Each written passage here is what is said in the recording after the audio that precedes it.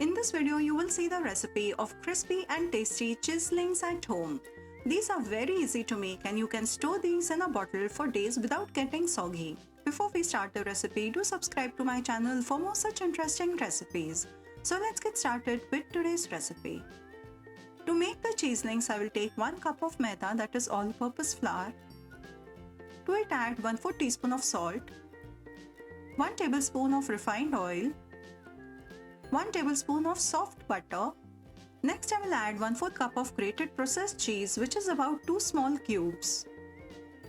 For best results, kindly use processed cheese only for this recipe and do not use cheese spread or any other variety of cheese. Initially, I will mix it lightly with the spoon as the cheese will stick to the fingers. Then using a hand, rub it together till the mixture gets a crumble texture.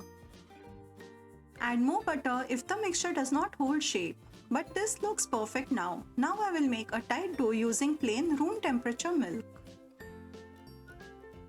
Initially, I will add just 3 tablespoons of milk and bring the dough together. Add very little milk at a time because if the dough becomes loose, the cheeselings will not become crispy. The dough has come together and it's important to knead it well for 5 minutes as the dough is very dry at this stage. After kneading the dough, I will leave it to rest for 30 minutes. The consistency of the dough is very important at this stage. The dough has been resting for 30 minutes and has become soft. Knead it for 30 seconds or so and divide it into equal portions. I am dividing it into 3 portions. You can divide in as many as you want. Take 1 portion and roll it in a very thin roti. Here I have sprinkled maida so that the cheeselings do not stick to the wooden board. It's important to sprinkle maida generously so that the tiny cheeselings when cut will not stick together till the time they are fried.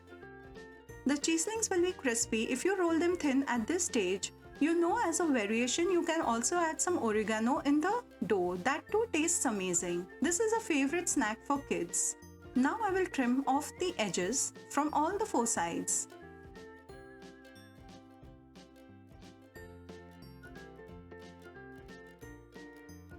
And now comes the amazing part of cutting tiny cheeselings. It's great fun to do so. Can you see how thin I've rolled the dough? This will help to make crispy cheeselings.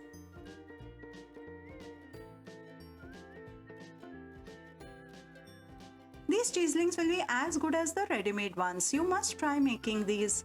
While I'm cutting these, I've kept refined oil for heating, as in the next step I'm going to deep fry them.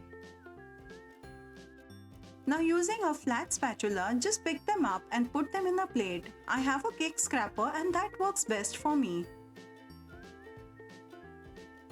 I have rolled the remaining dough and made the other cheeselings too. Sprinkling maida while rolling helps them to not stick together. And here all the cheeselings are ready to be fried.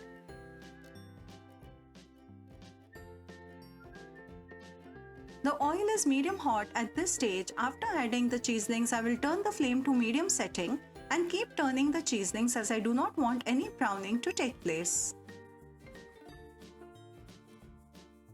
To get crisp texture, I will fry on medium to low flame for 5 to 6 minutes. After 6 minutes, the color has changed and these cheeselings look done to me. They have puffed up well and are just perfect. I'll remove them in a strainer to drain the excess oil. I will make you listen to the crisp sound. These look perfect.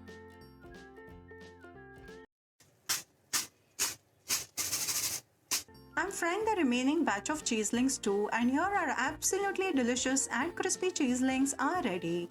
If you're still watching this video, do press the like button and leave your feedback in the comment box given down below. Thank you for watching.